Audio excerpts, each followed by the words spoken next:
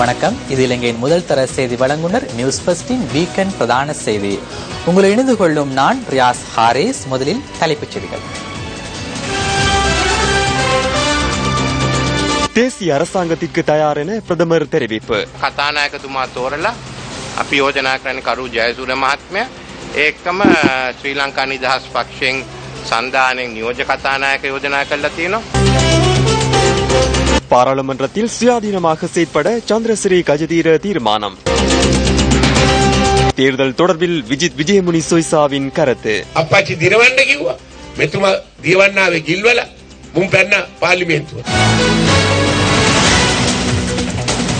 முதலில் உள்நாட்டுச் செய்திகள். தேசிய அரசாங்கத்துக்கு தயார் என பிரதமர் ரணில் விக்ரமசிங்கே இன்று பிற்பகல் தெரிவித்துள்ளார். கொழும்பு மாநகர அபிவிருத்தி திட்டத்தின் கீழ் புனரமைப்பு பணிகளை மேற்கொள்வதற்கு உத்தேசிக்கப்பட்டுள்ள சில பகுதிகளை கண்காணித்த போதே பிரதமர் இதனை கூறினார்.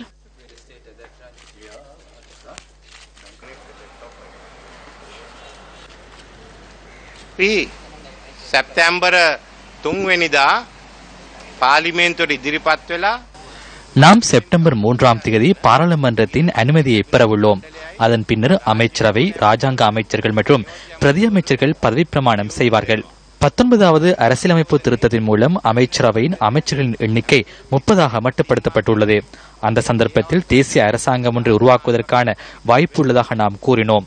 பாராளுமன்றத்தின் அனுமதியுடன் அந்த எண்ணிக்கையை அதிகரிக்க முடியும் என்று தெரிவிக்கப்பட்டது. 1ஆம் தேதி நாம் கூடி சபாநாயகரை தெரிவு செய்ய உள்ளோம். நாம் கரு ஜெயசூரியவை அந்த பதவிக்கு பிரேரித்துள்ளோம். அத்துடன் ஸ்ரீலங்கா சுதந்திர கட்சி கூட்டமைப்பு சார்பில் பிரதி சபாநாயகரை பிரேரித்துள்ளது.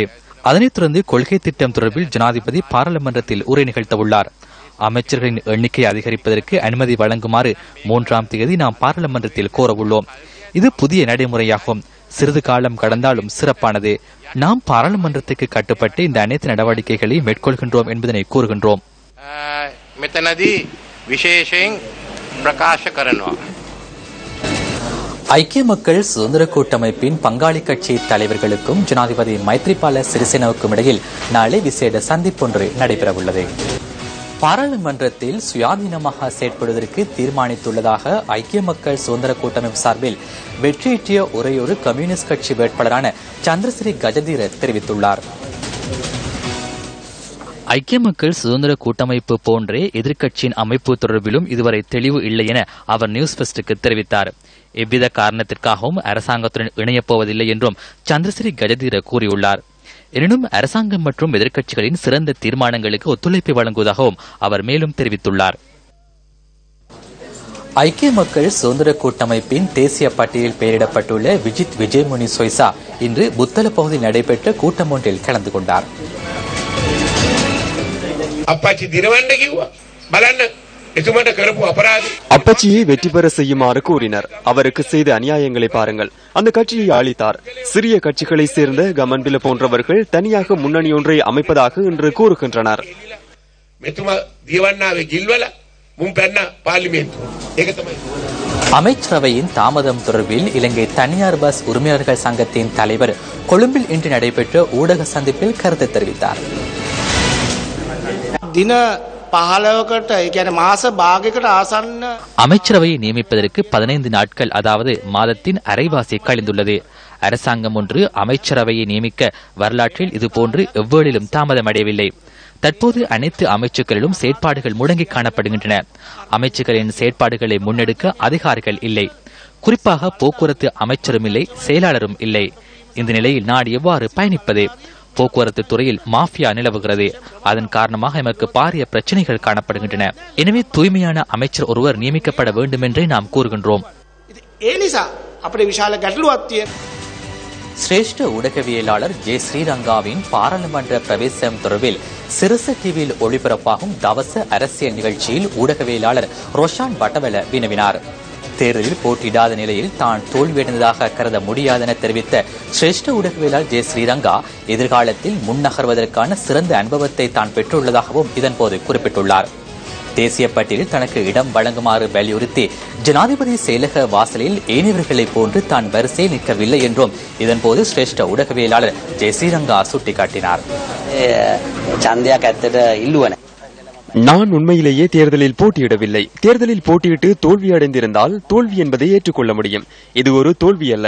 இந்த கேள்விக்கான பதிலாக எவருக்கும் தெரியாத ரகசியம் ஒன்றை உங்களுக்கு கூற வேண்டியுள்ளது. புனித ஆசீர்வாதப்பர் கல்லூரியின் 147வது ஆண்டு விழா நடந்த தினத்தில் தற்போதைய ஜனாதிபதி என்னை அழைத்து சென்று சொன்னார். அண்மையில் பதவி விலகிய செயலாளர் சுசில் பிரேமஜயந்த, ரங்கா நீங்கள் தேர்தலில் போட்டியிடுங்கள் என எனக்கு கூறினார். வேட்புமனுவில் கையெழுத்திடுங்கள் என என்னிடம் அவர் கூறினார். தொண்டமானுக்கு 3 இடங்களை கொடுத்தனர். மகாபலி கேந்திர நிலையத்தில் இது தொடர்பில் என்னை எதிர்பார்த்துக் கொண்டிருந்தனர். நான் 3 தடவைகள் அங்கு சென்ற போது துமிந்த சில்வா தனக்கு வேட்புமனு வேண்டும் என அங்கு காத்துக் கொண்டிருப்பதை நான் கண்டேன். வேட்புமனுவில் கையெழுத்திடுங்கள் என பல தரப்பினரூடாக சுசில் பிரேமஜயந்த் அவர்கள் என்னிடம் கோரிக்கை விடுத்தார்.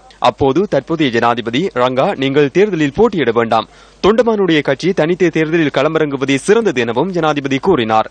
தான் மஹிந்த ராஜபக்சவுக்கு பிரதமர் பதவி வழங்கப் போவதில்லை என தெரிவித்த தற்போதைய ஜனாதிபதி, அதனால் உங்களுடைய தேர்தல் மேடையில் ஏறி பிரசாரம் செய்ய முடியாது, வேறாக களமிறங்குங்கள் என கூறினார். அந்த செய்தியை பாராளுமன்ற உறுப்பினர் தொண்டமானுக்கும் தற்போதைய ஜனாதிபதி அனுப்பியிருந்தார். பிற்பகல் 1:30 அளவில் தொண்டமானை வந்து ஜனாதிபதி செயலகத்தில் தன்னை சந்திக்குமாறு ஜனாதிபதி கோரிக்கை விடுத்திருந்தார்.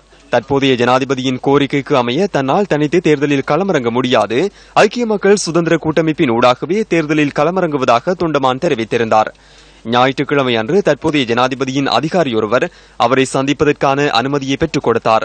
ஜனாதிபதியின் உத்தியோகபூர்வ வாசஸ்தலத்தில் அவர் என்னுடைய பெயரையும் அடையாள அட்டை இலக்கத்தையும் தொலைபேசி இலக்கத்தையும் என்னிடம் கேட்டு அவருடைய கைகளால் அதனை எழுதி கொண்டார். திங்கட்கிழமை டிலான் பெரேரா தொலைபேசி அழைப்பை மேற்கொண்டு சொல்லும் வரை என்னுடைய பெயர் ஐக்கிய மக்கள் சுதந்திர கூட்டமைப்பின் தேசிய பட்டியலில் சேர்க்கப்பட்டுள்ளமை தொடர்பில் எனக்கு எதுவும் தெரியாது. தங்களுடைய கைகளால் எழுதிய எனது பெயர் தேசிய பட்டியலில் ஏன் இடம்பெறவில்லை என இன்று வரை தற்போதைய ஜனாதிபதி ஒரு சொல் கூட நான் கேட்கவில்லை.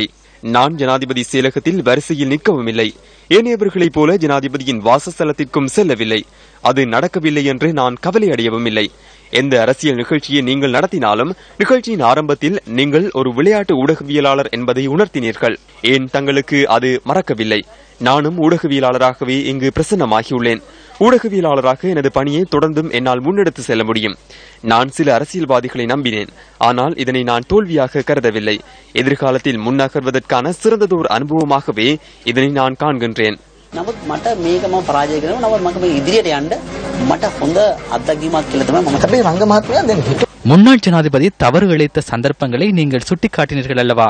அதன்போது நீங்கள் ஒரு விடயத்தை குறிப்பிட்டீர்கள். சிறு சிறு தவறுகள் ஏற்படும் பொழுது அவற்றை திருத்திக் கொண்டால், அதாவது மேவின் சில்வா மரத்தில் கட்டிய போது அவருக்கு தண்டனை வழங்கியிருந்தால், தொலைக்காட்சி நிலையத்துக்குள் அத்துமீறி பிரவேசித்த போது தண்டனை வழங்கியிருந்தால், தவறு இழைக்கும் போது தண்டனை வழங்கியிருந்தால், பசில் தவறுகளை இழைத்த போது அவருக்கு தண்டனை வழங்கியிருந்தால், இந்த நாட்டின் ஜனாதிபதி இன்னும் இந்த நாட்டின் ஜனாதிபதி என்று குறிப்பிட்டிருந்தீர்கள்.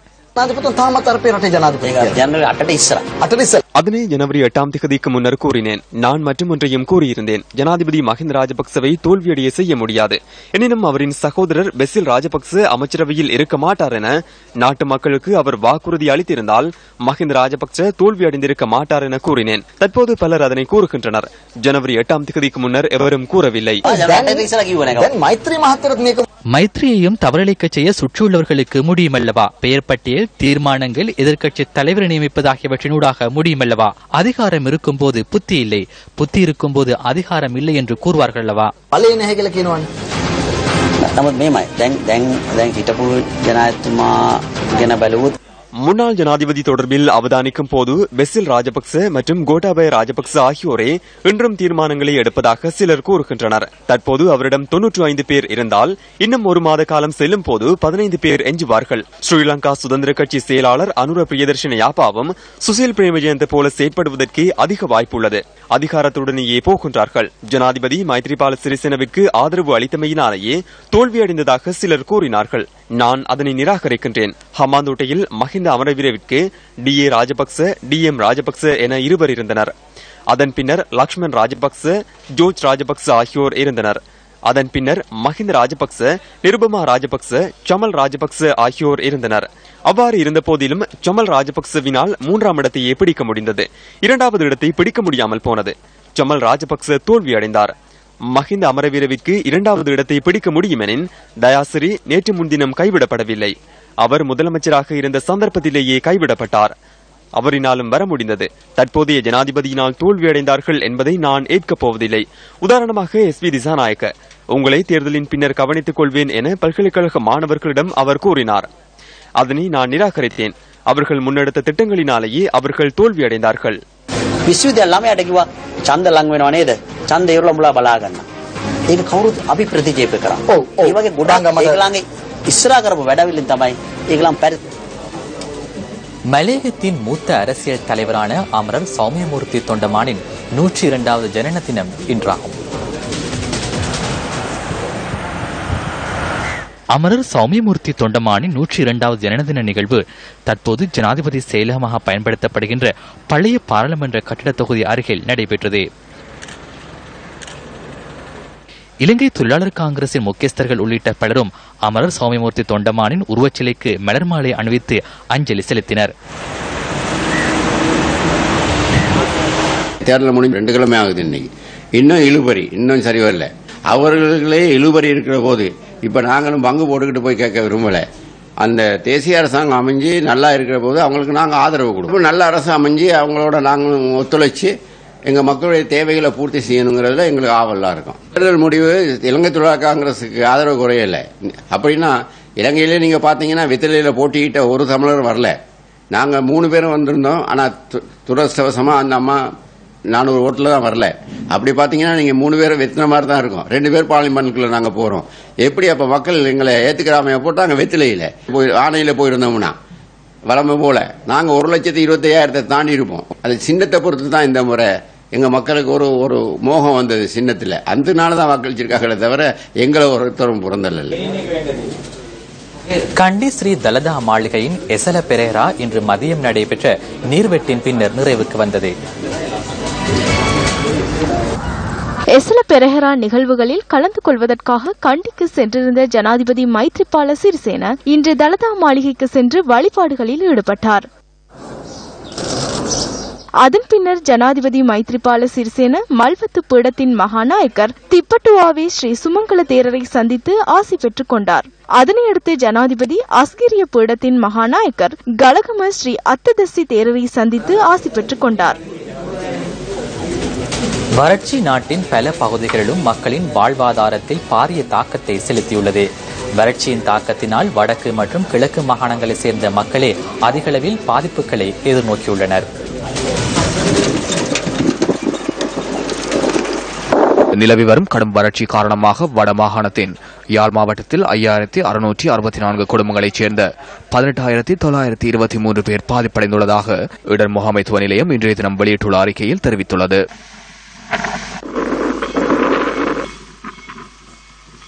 இதேவேளை யாழ்ப்பாண மாவட்டத்தின் பல பகுதிகள் மழையின்மையால் வறட்சியால் பாதிப்படைந்துள்ளன.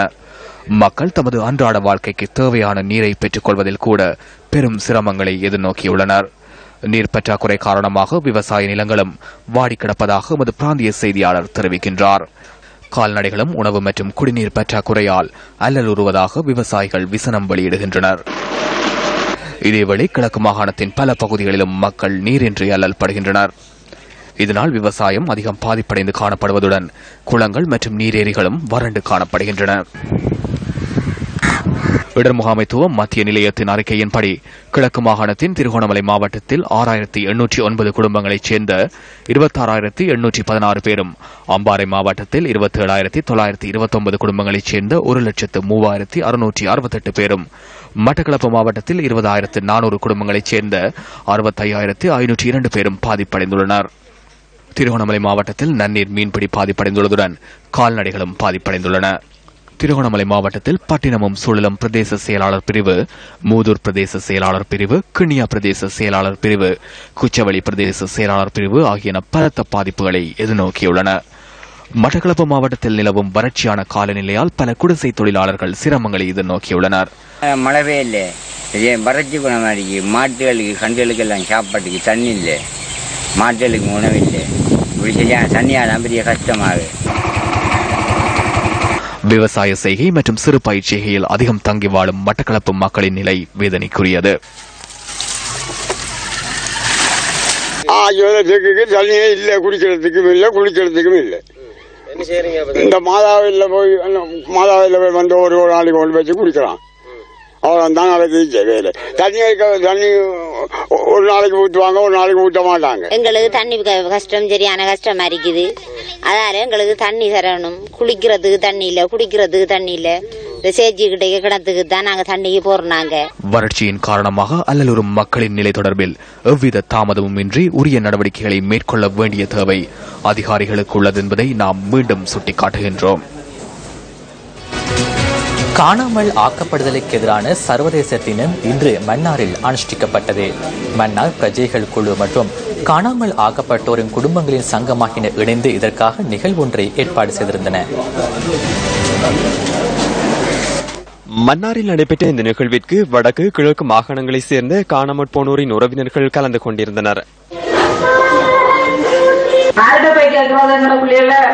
எங்களுக்கு தர வேணும்னு சொல்லி அரட்டை போய் கேட்கறது கணவன் மேல தர வேணும்னு சொல்லி அரட்டை கேட்கறது மனைவி மேல தாங்க பொம்பளை பிள்ளைகளை பிடிச்சு கொண்டு பொம்பளை பிள்ளைகளை தாங்க அரட்டை கேட்கறது தெரியாம இருக்குது. எங்க பிள்ளைகள் இல்லையான்னு சொல்றவங்க மனமேற்று கொண்டது இல்ல. எனக்கு ரெண்டு பிள்ளைகள் ஐயோ இருக்கணும் எந்த அரசாங்கம் வந்தாலும் இதை கவனிக்குது இல்ல. வாங்க போடுங்கன்றாங்க. யாரு வந்தாலும் எங்கட மக்களை எடுத்தாங்க. நாங்க இதைத்தான் நாங்க கேட்கிறோம். எங்கட மக்களை நீங்க முட்டை முடிவு ஒத்தாங்க. என்னதுக்காக அடைச்சி வச்சிருக்கிறீங்க, எதுக்காக வச்சிருக்கிறீங்க? இல்ல செத்தண்டி சொல்லுங்க, இல்ல உசுரோட தாரண்டா தாங்க. சுட்டு கிடைக்காதுங்க எங்கட மக்களை. இந்த அரசாங்கம் காண்றது இல்ல. இதை பற்றி எதுவும் சொல்றாங்க இல்ல. நாங்க தேடாத இடம் போகாத இடம் எல்லாம் போய் வந்திருக்கு. 80க்கு போன உடனே இப்படி வச்சிருக்கிறாங்க. ஐயா இன்னைக்கு 10 வருஷம் நாங்க ஒரு நாளை கழிக்க என்ன செய்யறோம்? 10 வருஷத்தே கழிச்சிருக்கிறோம். உங்களால கதை கேளாது, வாகனத்துல வரையலாது, பிள்ளைய காணணும் பார்க்கணும். இவ்வளவு தூரம் நாங்கள் எத்தனை வருட காலமாக 90ஆம் ஆண்டு வன்செயலில் எங்கள் மக்கள் பிடிபட்டு போனார்கள். இதுவரைக்கும் ஒரு முடிவு காணவில்லை. ஆணைக்குழு எங்களுக்கு முடிவு தரும் என்று அதன் பின்னால் ஓடினோம். கொழும்புக்கெல்லாம் போய் வந்தோம். இதுவரைக்கும் எங்களுக்கு ஒரு முடிவும் இல்லை. நாங்கள் எங்களுடைய கண்ணீரை இறைவன் தான் அறிய வேண்டும். அங்கே நாடு குழுவை அழைத்து கூடிய கதியில் மிக விரைவில் எங்களுக்கு ஒரு நல்ல முடிவு தர வேண்டும் என்று இந்த நல்லாட்சி காலத்தில் காணாமற் போன உறவினர்களின் உள்ள குமுறலை வெளிப்படுத்தும் வகையிலான நாடகமும் அரங்கேற்றப்பட்டது.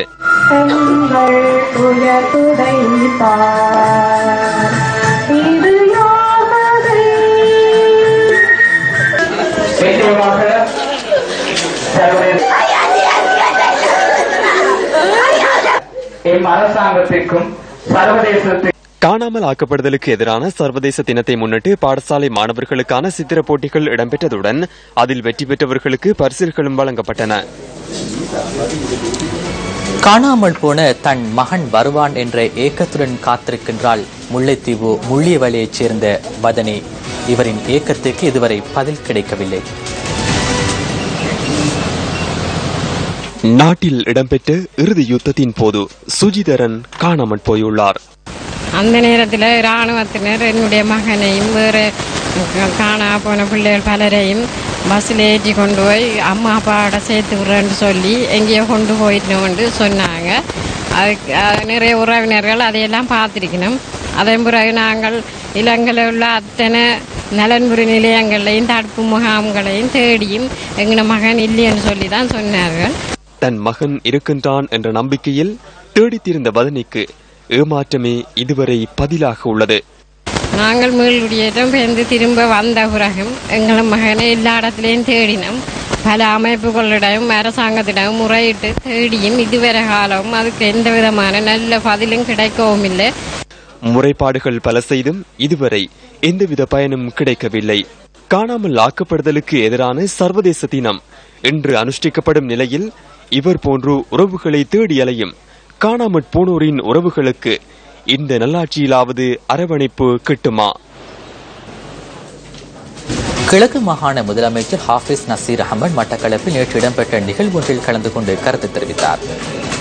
ஆக குறைந்தது கிழக்கு மாகாணத்துக்கு அதிவேக பாதை வர வேண்டும். முக்கியமாக புலனறுவை வரைக்குமாவது ஒரு ஜனாதிபதி என்ற ரீதியிலே முக்கியத்துவம் கொடுத்து அந்த அதிவேக பாதையை தன்னுடைய ஊருக்காவது கொண்டு வர வேண்டும். அதை நான் ப்ரோமோட் பண்ணியிருக்கிறேன். அவருக்கு உற்சாகமூட்டி அதை செய்ய வேண்டும் என்று கௌரவ ஜனாதிபதி அவர்களிடம் கேட்க இருக்கிறேன். விமானம் மூலமாக, நீர்க்கப்பல்கள் மூலமாக, அல்லது அதே போன்று ஒவ்வொரு நாளும் விமான சேவையை நாங்கள் எவ்வாறு தொடர்வது என்பதை பற்றி அதற்கான திட்டத்தை நான் அரசாங்கத்திடம் கேட்கிறேன். திருகோணமலை மாவட்டத்திலே, திருகோணமலையிலே இருக்கின்ற விமான நிலையத்தை சர்வதேச விமான நிலையமாக மாற்ற வேண்டும் என்ற கோரிக்கையை ஜனாதிபதி அவர்களிடம் நான் வருகின்ற 2 கிழமைக்குள் வைக்க இருக்கின்றேன். ஜனசத்த பெரமுன கட்சியின் புதிய அமைப்பாளர்கள் இன்று நியமிக்கப்பட்டனர். நல்லாட்சிக்கான மக்கள் முன்னணியின் தலைவர் சுசில் கிந்தல்பிட்டியவும் இந்த நிகழ்விற்கு அழைக்கப்பட்டிருந்தார். இதன்போது கட்சியின் புதிய தவிசாளராக அகுடுகெல்லே ஸ்ரீ ஜீனானந்த தேரர் நியமிக்கப்பட்டுள்ளார். ஐக்கிய மக்கள் சுதந்திர கூட்டமைப்பினால் தெரிவு செய்யப்பட்டுள்ள ஜனாதிபதிக்கும் ஐக்கிய தேசிய முன்னணியால் தெரிவாகியுள்ள பிரதமருக்கும் இன்னும் அமைச்சரவையை நியமிக்க முடியாமல் போயுள்ளது. தற்போது நாடு கஞ்சிப்பானையை போன்று குழம்பியுள்ளது. දැන් ඉදා අපි කිව්වා කැදහැලියෙන් රට බේරාගමු කියලා. දැන් කැදහැලියක් වෙලා තියෙනවා. අපේ රටේ අපි කොයිතරම් කිව්වත් நாம் எதனை கூறினாலும் நாட்டின் அரசியலில் இடைவெளி உள்ளது. அந்த இடைவெளியை எவரால் நிரப்ப முடியும் என்ற கேள்வியை நான் எழுப்புகிறேன். அந்த இடைவெளியை நிரப்பக்கூடிய ஒரு தரப்பினர் இந்த நாட்டில் இருக்கின்றனர். ஆகவே நாம் லேபிள்களை ஒட்டிக்கொண்டு கட்சிகள் ரீதியில் பிளவுபடாமல் அதற்கு அப்பாற் சென்று ஒன்றிணைய வேண்டும் என்ற நிலைப்பாட்டில் நான் இருக்கின்றேன். கருவா ஏற்றுமதி அதிகரிக்க ஏற்றுமதி திணைக்களம் நடவடிக்கை எடுத்துள்ளது. கருவா ஏற்றுமதி அதிகரிக்கும் பொருட்டு கருவா உற்பத்தியாளர்களுக்கு நவீன தொழில்நுட்ப பயிற்சிகள் வழங்கப்பட்டு வருகின்றமை குறிப்பிடத்தக்கது. அத்துடன் கருவாசார் உற்பத்தியாளர்கள் மற்றும் முதலீட்டாளர்களுக்கு அரசாங்கம் உதவிகளையும் வழங்கி வருகிறது. யாழ்ப்பாண நினைவுகள் நூல் வெளியீட்டு விழா நேற்று தமிழ்ச் சங்கத்தில் இடம்பெற்றது. வேதநாயகம் தபேந்திரன் எழுதிய யாழ்ப்பாண நினைவுகள் 1, 2 ஆகிய 2 நூல்களும் இதன் போது வெளியிடப்பட்டன. இந்த நிகழ்வில் ஊடகவியலாளர்கள், கவிஞர்கள், இலக்கிய படைப்பாளிகள் மற்றும் பொதுமக்கள் என பலரும் கலந்து கொண்டிருந்தனர். நாங்கள் போர்க்காலத்தில் பட்ட அவலங்களையே சொல்லியிருக்கிறேன். சில பேருங்க போர்க்கால அச்சுத்தொழில், ஹர்த்தால், ஊரடங்கு, போர்க்கால வியாபாரம், போர்க்காலங்க கட்டுத்தந்த சொற்கள், ஏதோ ஒரு வகையில் அந்த போரங்களை சீரழிச்சது. எங்கட தமிழாக்கள்ல உள்ள ஒரு முதலாவது விருப்பம் தங்கட வரலாறு, தங்கட பழமைகள், பெருமைகள் எல்லாம் லேசா அழிச்சு போடுகிறோம். அது ஒரு விருப்பம். அவைக்கு எல்லாம் அழிச்சு போட்டு புதுசா ஒரு பாரம்பரியம், பதிவு, போர் நிலவில் அவதிப்பட்ட நாங்கள். எங்கள் கல்லூரியில் ஆசிரியர்களும் மாணவர்களும் அவ்வப்போது வாசகர்களுக்காக பல்வேறு நூல்களை எழுதி வெளியிட்டிருக்கிறார்கள். ஆசிரியர்கள் என்றதும் சொக்கன் என்ற பெயரில் அறிமுகமான சொக்கலிங்கம் ஆசிரியர், தேவன் யாழ்ப்பாணம் என்ற எல்லோரும் புகழும் மாதவ ஆசிரியர், சிவராமலிங்க ஆசிரியர், எர்மமூர்த்தி என்று பெயர் பட்டியல் உள்ளது. அதிபராக கடமையாற்றிய திரு என் சபார்ணம் ஆங்கில பத்திரிகை அதிகம் எழுதியவர். மாணவ பருவத்தில் எழுத ஆரம்பித்து தொடர்ந்து எழுதிய செங்கை ஆலியன் குணராசா, து வைத்திலிங்கம், இப்படி பலர். திரு வேதநாயகம் சபேந்திரன் மாணவர்களுக்காக அறிவு நூல்கள் பல எழுதியவர். கடலில் தத்தளித்துக் கொண்டிருந்த 10 மீனவர்களை கடற்படையினர் காப்பாற்றியுள்ளனர். ஹமாந்தோட்டையில் இருந்து 35 கடல் மைல் தொலைவில் 2 படகுகள் இயந்திர கோளாறுக்கு உள்ளாகியிருந்தன. இதுகுறித்து கடற்றொழில் மற்றும் நீரியல் வள திணைக்களம் கடற்படைக்கு அறிவித்திருந்தது. அதன்படி இலங்கை கடற்படைக்கு சொந்தமான உதார கப்பல் 2 படகுகளையும் காப்பாற்றி அதிலிருந்த 10 மீனவர்களும் ஹமாந்தோட்டை மீன்பிடி துறைமுகத்திற்கு அழைத்து செல்லப்பட்டுள்ளனர். இத்துடன் நியூஸ் ஃபர்ஸ்டின் 8 மணி பிரதான செய்தி நிறைவடைகின்றது. நியூஸ் ஃபர்ஸ்டின் அடுத்த பிரதான செய்தி 10:45க்கு எதிர்பாருங்கள். வணக்கம்.